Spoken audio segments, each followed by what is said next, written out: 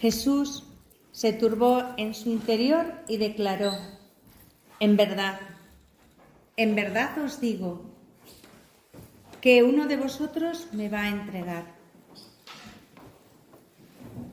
En este momento, después de la cena, al final de la cena, queda el tiempo de las confidencias, de la despedida de Jesús y los suyos. Y en esa despedida es donde se consuma uno de los misterios más grandes que, al menos a mí, siempre me ha hecho pensar mucho: la traición de Judas. Una traición que una mira y dices, pero ¿cómo es posible, viviendo con él en tanta intimidad? ¿Cómo puede ser esto, no? Pues una gran traición nunca se fragua de la noche a la mañana. Una gran traición suele ser consecuencia de un montón de pequeñas infidelidades consentidas que se han ido abriendo paso en el corazón del traidor. Se va formando una fisura, una grieta, y esa grieta al final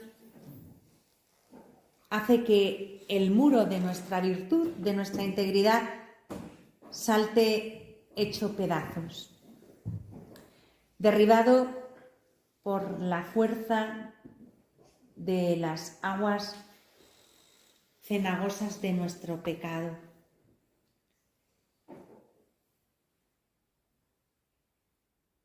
En muchas ocasiones la persona que ha cometido un crimen terrible, pues no sé qué ejemplo poner, cualquiera, si hubiera sido interrogado antes de cometerlo, acerca de la posibilidad de cometer semejante atrocidad, la que sea, pues lo hubiera negado rotundamente, ¿no?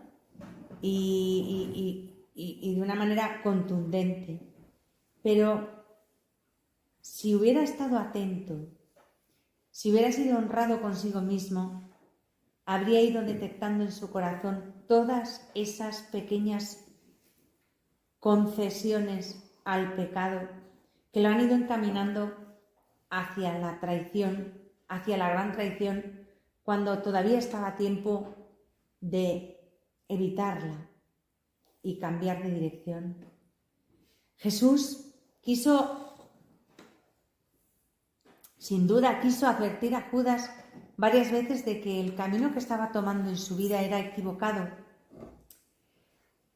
con el deseo de que enderezara su camino y rectificara, porque le amaba de verdad. Jesús amaba a Judas de verdad, no de palabra, no de cualquier manera. Le amaba en serio, porque Jesús nunca juega, y menos aún con el amor. Y esas advertencias también las lleva a cabo con nosotros, con cada uno de nosotros. Nos enseña y nos muestra y nos señala nuestros puntos flacos para que tengamos cuidado, para que no se vaya gritando en nuestro corazón, dando cabida al mal espíritu.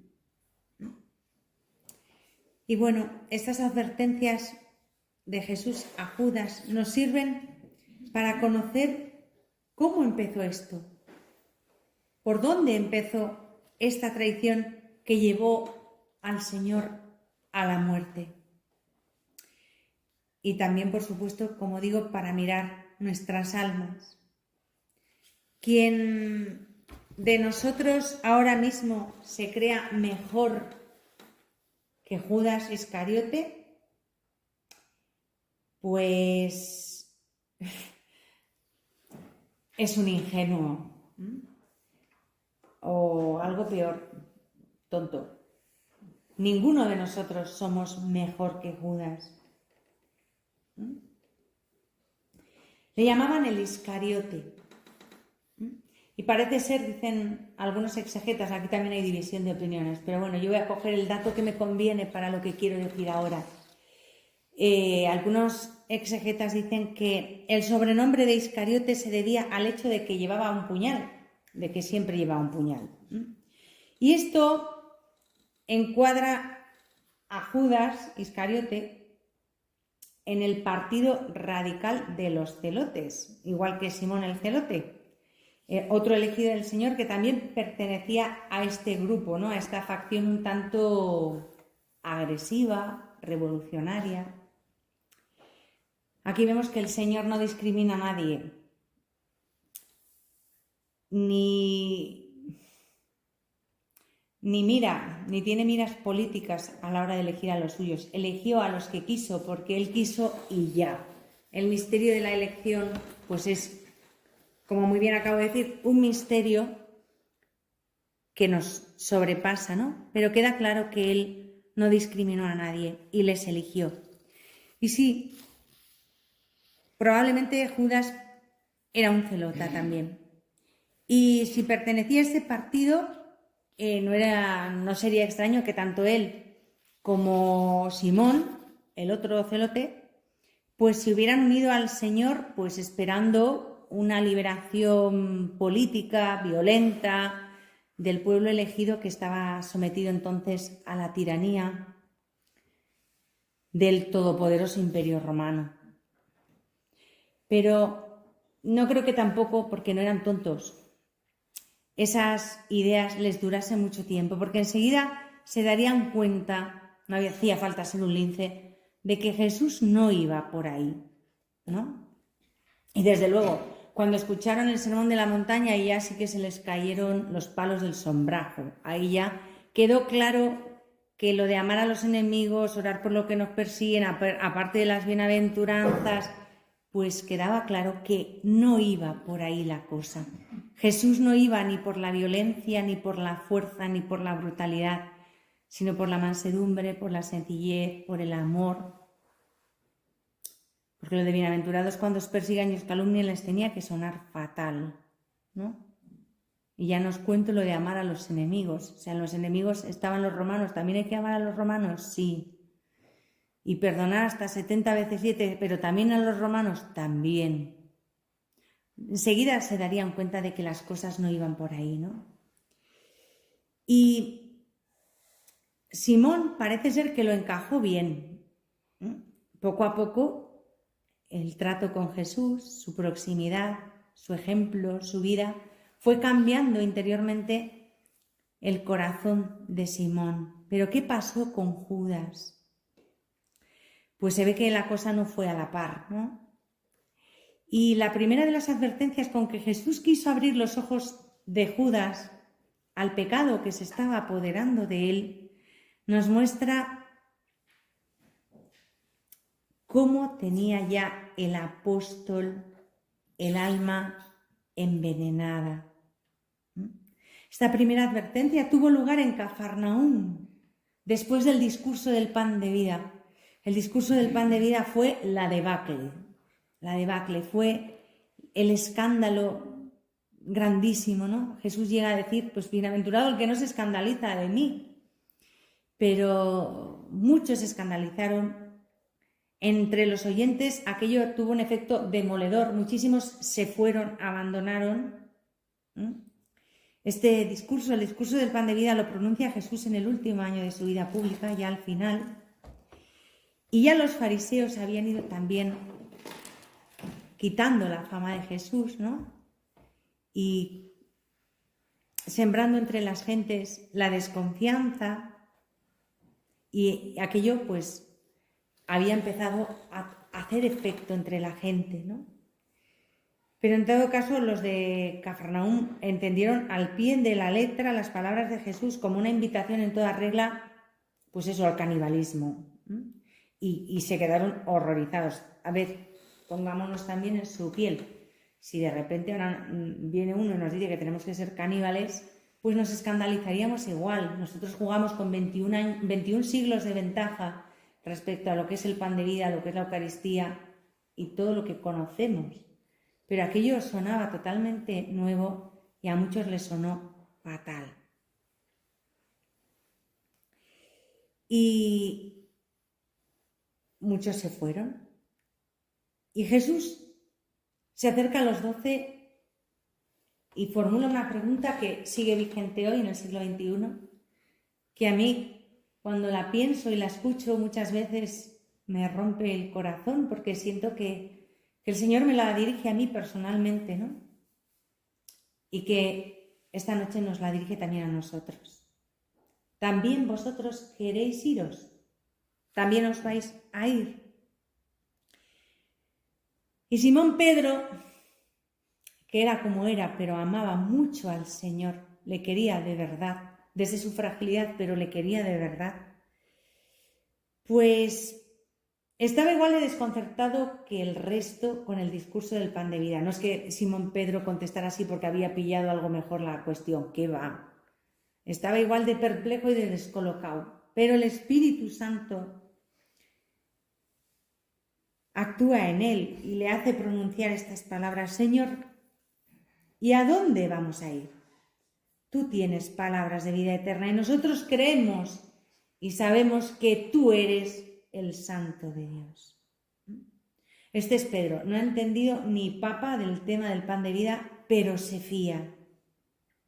Y se fía porque aquel que habla, aquel a que él quiere tanto, parece Dios. Y sus palabras parecen palabras de Dios. Y por eso el pobre Pedro, ante lo que Jesús dice tantas veces, pues él se siente sobrepasado, desbordado, ¿no? Y está claro que no le sucedió lo mismo a todos, porque Jesús dirá: ¿no os elegí yo a 12? Y con todo, uno de vosotros, ya lo dice en ese momento, es un demonio. Estas palabras fueron pronunciadas para Judas, sin duda. Quizá en aquel momento solo él las entendió y quizá bajaría la mirada al suelo, no sé. Pero lo que está claro es que cuando Jesús dice esto es porque Jesús, que conoce el corazón de sus amigos, sabe que el corazón de Judas está ya muy lejos. Y bueno, probablemente este distanciamiento espiritual de Judas respecto de Jesús viniera de atrás, ¿no? Pero ya el discurso del pan de vida fue como la gota que colmó el vaso. Probablemente Judas se fue dejando arrastrar y envolver por el sentimiento de decepción, al comprobar que el reino que quería instaurar Jesús no se iba a imponer por la fuerza ni por la violencia, sino con mansedumbre, y se escandalizó de eso. Sin embargo, no se atrevió a expresarlo, no se manifestó exteriormente. Quizás algún comentario reservado a alguno de los demás, los cuchicheos típicos, ¿no? Sin ir de frente, sin decir la verdad.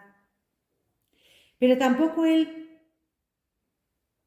cuando vio que los otros apóstoles permanecían fieles a Jesús, seguían con él, no porque entendieran nada, sino porque le amaban y decidieron seguir con él, pues probablemente ya se cayó definitivamente y no dijo más. Tampoco pidió explicaciones a Jesús sobre sus palabras, ni quiso, que esto es lo más misterioso, a mí siempre me llama mucho la atención, ni quiso irse, no quiso abandonar a Jesús, porque lo normal hubiera sido, bueno, pues ahora que se va un pelotón con el discurso del pan de vida, pues yo también me voy y me busco la vida a mi aire y según mis ideas, pero misteriosamente no se fue, se quedó ahí, ¿no? No pidió explicaciones a Jesús, no manifestó su perplejidad. ¿Por qué? Pues no sé, por pensar algo, yo a veces he pensado que no quería perderse lo bueno que pudiera pasar. Si pasaba algo, él no iba a dejar de estar en la cresta de la ola, ¿no? Al loro del tema. Por si acaso se quedó, pero su corazón estaba lejos. Y a partir de ahí Judas empieza a juzgar en silencio todo lo que Jesús hace y dice. Esto tuvo que ser para Jesús de un sufrimiento inconmensurable, ¿no? Y sucede así. Juzga a Jesús, no dice nada, juzga interiormente en silencio, pero a fuerza de hacerlo le sucede lo mismo que le pasa al hijo mayor de la parábola del hijo pródigo cuando el padre le niega el cabrito para celebrar una fiesta con sus amigos, pues que cada vez soportaba menos a Jesús. Jesús se le hace insoportable. Dentro de su corazón empieza a formarse pues lo que sucede en estos casos, ¿no? Esto es un proceso. El espíritu crítico, y ese espíritu crítico empieza a transformarse en aversión, y la aversión, pues ya es un paso muy pequeñito, la aversión, el rechazo, al odio. El odio que al no ser manifestado se volvía más insufrible por momentos. Judas en esa situación ya le da todo lo mismo. Quiere decir que no tiene un mínimo de conciencia que le haga frenar. Y empieza a robar de la bolsa que el Señor le había asignado a favor de los pobres. Esto lo dice Juan 12:6. Robaba de la bolsa común. Y después del discurso del pan de vida, Judas ya definitivamente se pone en línea con los que se van, ¿no? Con los que abandonan a Jesús. Pero a diferencia de ellos, tampoco esta vez se marchó, siguió en la comunidad. ¿Por qué? Pues yo qué sé. A lo mejor a esas alturas, en ese punto ya, a esas alturas de la película le daba miedo o vergüenza o yo qué sé, delatarse.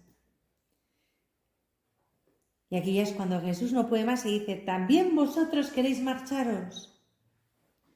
Uno de vosotros es un demonio.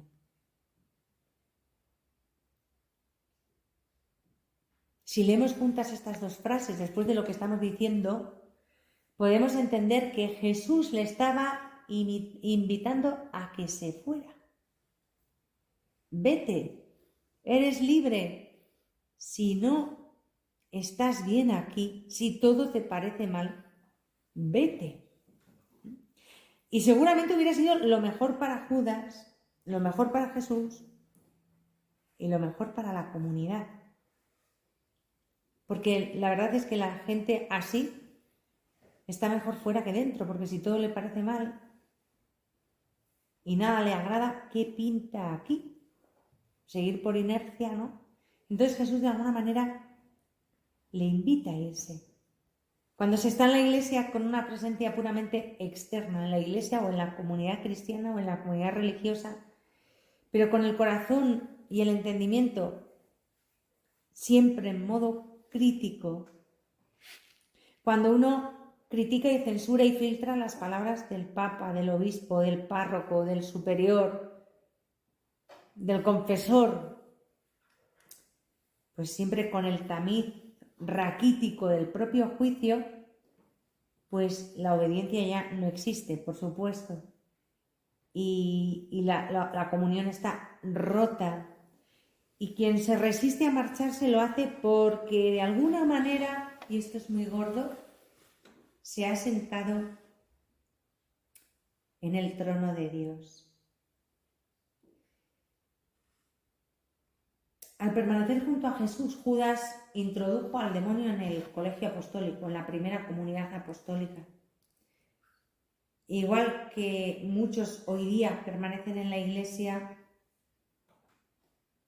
sin vivir el amor y la obediencia a la iglesia, y son ley para sí mismos y forman en el templo de Dios vivo, que es la Iglesia, pues como una especie de templo particular a Satanás. Y desgraciadamente, y no lo digo por ser gafe ni trágica, ojalá fuera yo gafe y trágica y me estuviera inventando lo que estoy diciendo, pero tristemente sabemos que es verdad, ¿no?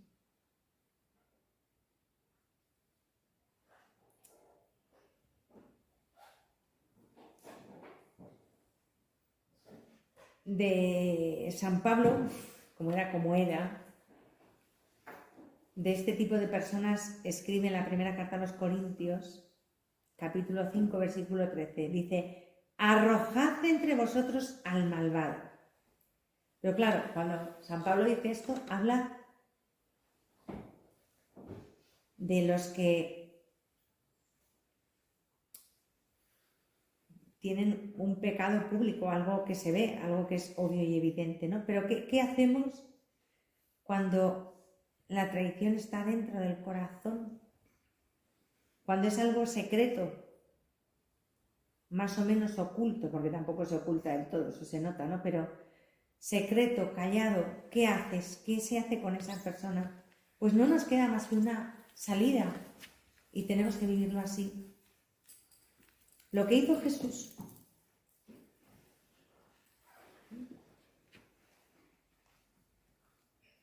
Intentar deslizar en el oído del traidor una invitación pues a la coherencia, ¿no?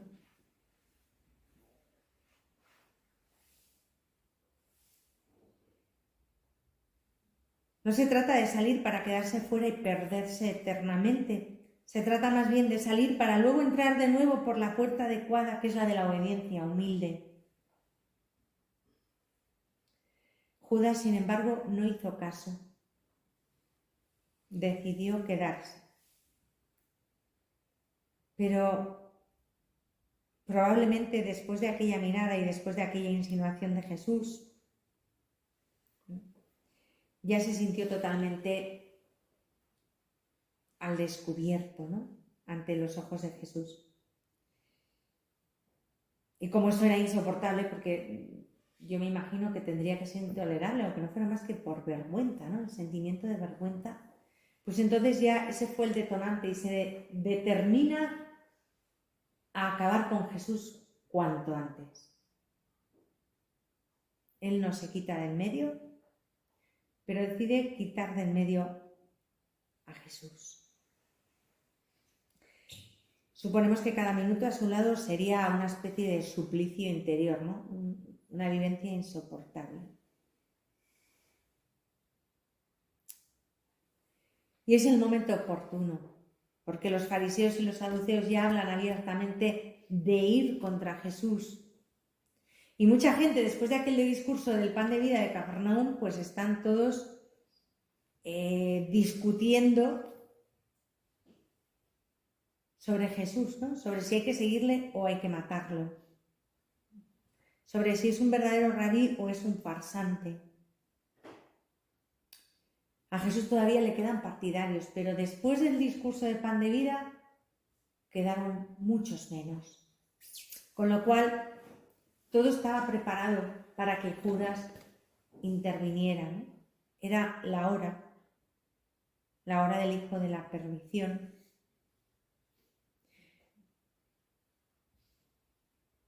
Y va al Sanedrín y hace la pregunta terrible: ¿qué queréis darme? Y yo os lo entregaré. ¿Qué me dais si os lo entrego? Ni siquiera pone precio él a su traición. Hubiera aceptado cualquier cosa, hubiera aceptado cualquier cantidad, incluso hubiera pagado por librarse de Jesús. Y ese es el verdadero precio, librarse definitivamente de aquel que convertía su vida en un remordimiento insoportable.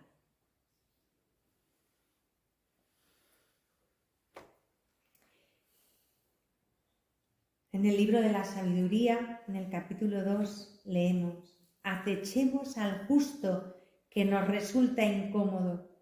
Se opone a nuestras acciones, nos echa en cara nuestros pecados, nos reprende nuestra educación errada, declara que conoce a Dios y se da el nombre de hijo del Señor. Es un reproche para nuestras ideas y solo verlo da grima. Leemos esto en el libro de la sabiduría y como que no caemos a veces en la cuenta. Pero esta noche, en este contexto, retrata perfectamente lo que Judas tiene en su corazón, su rabia hacia Jesús, ¿no? Y muchas veces decimos fácilmente que el infierno es un lugar en el que no está Dios, ¿no? En el infierno no está Dios. Y de ahí el sufrimiento que el infierno conlleva.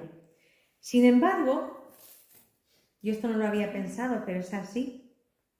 He caído en la cuenta hace muy poco. La presencia de Dios se extiende hasta los barrancos más profundos. Y si no, recemos el Salmo 138. Si me acuesto en el abismo, allí te encuentro. El problema del infierno no es que no esté Dios allí, sino que en el infierno Dios no está como amante, está como juez. Y la cercanía del mismo Cristo es gozo y es cielo y es bendición para quien le ama, pero es un infierno para quien lo odia.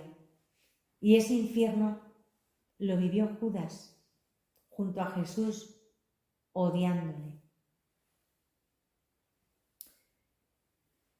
Qué tremendo pensar que Judas vivió su propio infierno a medio metro de Jesús, cada día, cada rato, cada momento.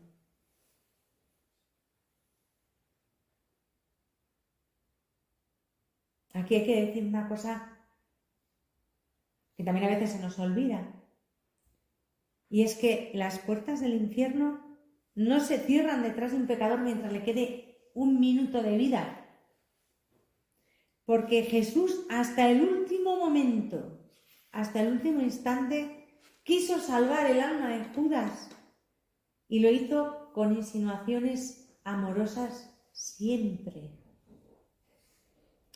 Pero Judas estaba cerrado hacia ese amor. Se cerró porque quiso cerrarse y lo rechazó. Pero Jesús siguió intentándolo hasta el último momento. Imaginemos ahora mismo con qué delicadeza lavó los pies de Judas. Seguramente a Jesús, mientras le lavaba los pies a Judas, se le abrasaba el alma, se le deshacía el corazón por intentar llegar al corazón de piedra de Judas.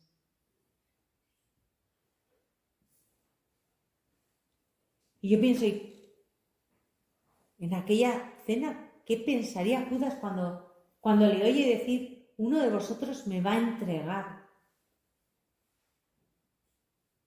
No creo que estuviera tan pichi. No. Oírle decir eso a Jesús sería un sobresalto, decir: caray. Por más que intento guardar las apariencias, lo sabe, ¿no? Se está dando cuenta de lo que estoy tramando. ¿Cómo no le estalló el corazón de tensión, ¿no? De susto? ¿Y cómo haría cuando se acercó, como todos los demás, a preguntarle: ¿soy yo acaso, maestro? ¿Y cómo le miraría a Jesús? ¿Y qué silencio? Sin dejarle en evidencia, sin decir nada, ¿no? Y no solo eso, sino que Jesús mismo, viendo la situación, le invita a que salga del cenáculo, diciéndole: lo que tienes que hacer, hazlo pronto. Y Judas salió pitando, no se hizo de rogar. Y dice en el versículo 30 que era de noche.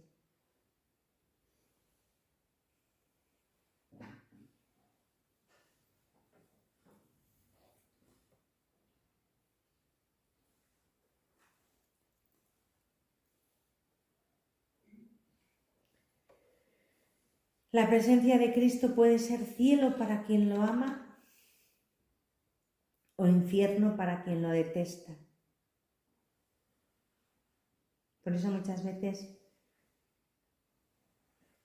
ante el Santísimo Sacramento hay tantas manifestaciones del demonio, ¿no?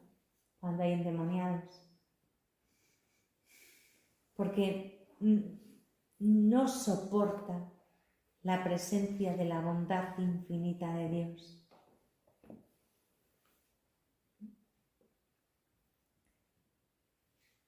¿Comulgó Judas? ¿No comulgó? Hay 20.000 teorías al respecto. Unos dicen que sí, otros que no. Bueno, es algo discutido y supongo que seguirán discutiéndolo los exegetas, ¿no? Pero, en cualquier caso, si comulgó, fue como hundirse más y más en su pecado y en su infierno interior, ¿no? Y Jesús pronuncia una última advertencia. Hay de aquel por quien el Hijo del Hombre es entregado, más le valdría no haber nacido. Pero es inútil lo que Jesús diga porque Judas ya no escucha. No escuchaba más que a sí mismo, ¿no? No soportaba más, no aguantaba más y se marchó. Se perdió en la noche, las sombras de la noche lo engulleron. Y ya no vuelve a aparecer hasta Getsemaní, ¿no? Hasta aquella noche oscura de Getsemaní, cuando besa a Jesús, porque el beso de amigo, el saludo habitual entre amigos, es la señal que él ha dado para su traición.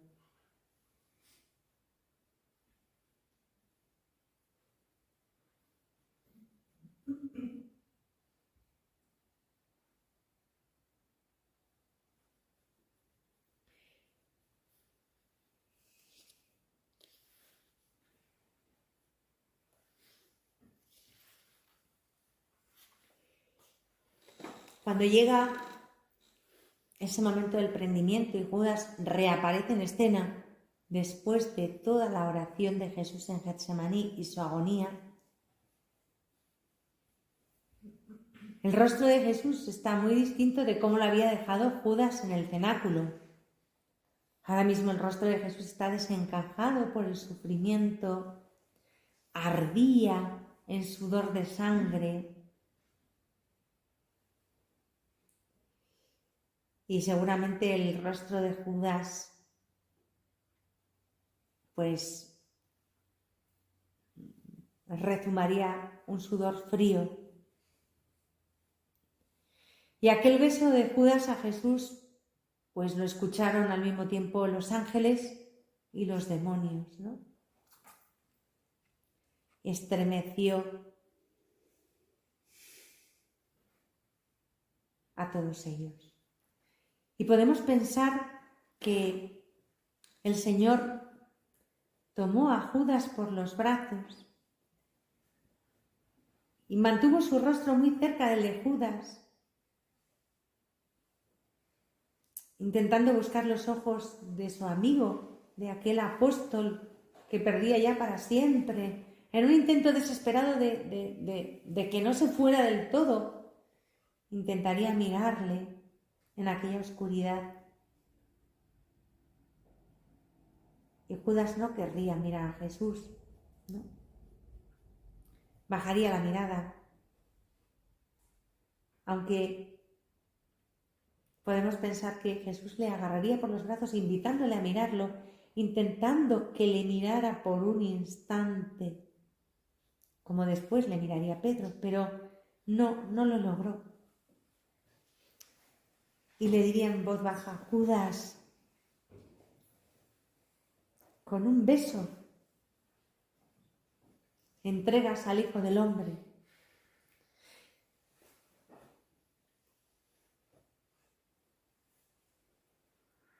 Yo me imagino a Jesús en ese momento llorando, con pena, con profundo dolor, porque sabe que le pierde para siempre. Y cuando Jesús suelta a Judas para dirigirse hacia los soldados, seguramente aquel que dejó allí detrás a Judas, pues era ya más un cadáver que un hombre. El apóstol se marchó, se hundió en la noche, vagó no sé, yo me lo imagino vagando sin sentido por allí, hasta que llegara de nuevo a la ciudad, ¿no? Angustiado, torturado por los remordimientos,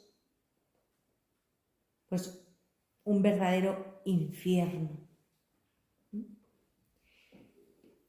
Y por la mañana vuelve al Sanedrín, devuelve el dinero y se mata.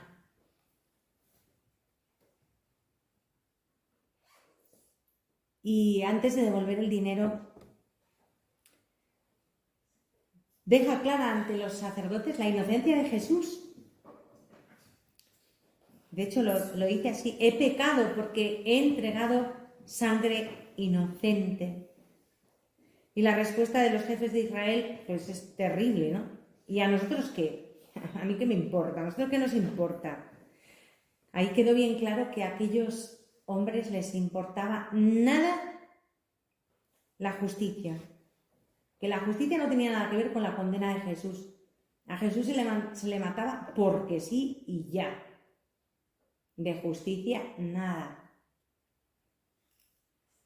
Pero lo cierto es que las palabras de Judas son toda una confesión. El tema es que si en vez de pronunciarlas delante del Sanedrín, las hubiera pronunciado delante del Maestro, hubiera cambiado su vida. Pero Judas prefirió confesar su pecado a los demonios antes que a Dios. Y después de eso ya estaba muerta su alma, desesperado. En vez de ir a buscar a Jesús, si hubiera ido a buscarle,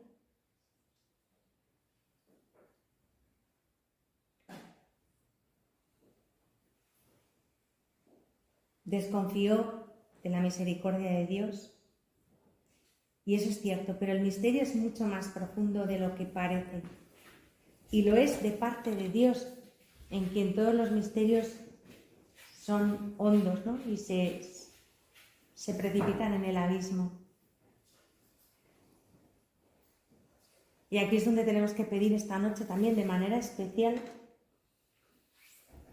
y ya termino, por muchas personas que acuden de manera sistemática al sacramento del perdón con una frialdad aterradora. Y a veces se acusan de pecados graves, siempre los mismos, y no se ve en ellos la más mínima sombra de amor. Acuden más bien al sacramento movidos por un deseo de limpieza de alma, ¿no? Como vamos a dejar las cosas ordenadas, algo así. Pues, por ejemplo, si pecan un miércoles, y se van a confesar el domingo, supongamos, pues dicen, bueno, se dicen a sí mismo, bueno, pues hasta que me confiese el domingo ya, ¿qué más da, no? Total, como ya esto está mal, pues de aquí al domingo acumulo pecado sobre pecado. Con la tranquilidad del que piensa que, bueno, que al fin y al cabo, pues luego ya el domingo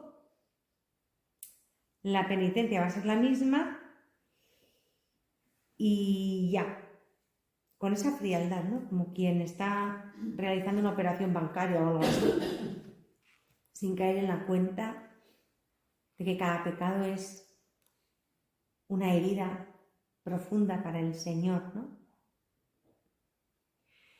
Y luego ya llega el domingo, sí, se acercan al confesionario, reciben, esto es lo más impresionante, la absolución, que no se les puede negar, porque simplemente dice la teología moral que la atrición es suficiente para obtener el perdón de los pecados en el sacramento, y ya está. Les falta el dolor de los pecados, el propósito de la enmienda, pero ¿quién puede medir eso? Porque eso está en el interior de cada uno, ¿no?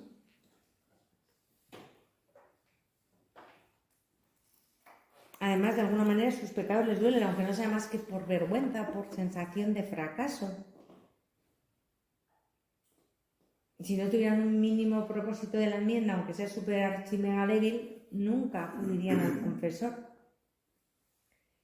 Lo único que les falta a estas personas es lo mismo que les faltaba a Judas: amor. Pero fijaos qué paradoja. El amor no se encuentra entre las condiciones necesarias para recibir la absolución sacramental.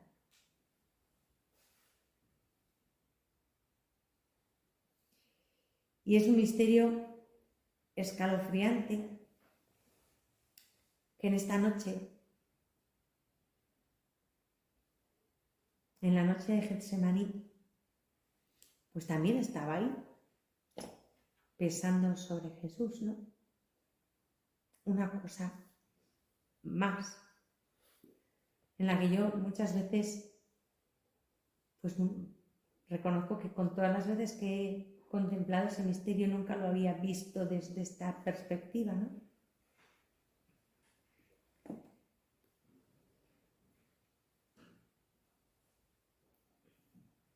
Bueno, en la parábola del hijo pródigo también lo vemos. El hijo menor no vuelve a casa de su padre movido por un arrepentimiento amoroso, sino por una cuestión de hambre física, ¿no? Vuelve con todo fríamente calculado, con un discursito preparado para seguir comiendo a costa de la bondad de su padre. Y sin embargo, aquel padre que sabe todo aquello, porque sabe por qué vuelve ese hijo, no le permite hablar, no le permite formular esa petición y lo abraza con todo el amor y le tapa la boca de paso, para que no diga eso, ¿no? Estas personas que se acercan así a la confesión son acogidas siempre por Dios con lágrimas. No llora el pecador, que es el que debería llorar, llora el Padre. ¡Qué misterio! Y de algún modo, estos hijos pródigos parecen poner en evidencia la estupidez de Judas, porque su dolor egoísta y frío le hubiese bastado a Judas para obtener el perdón si tan solo hubiera escogido bien ante quién hacer su confesión.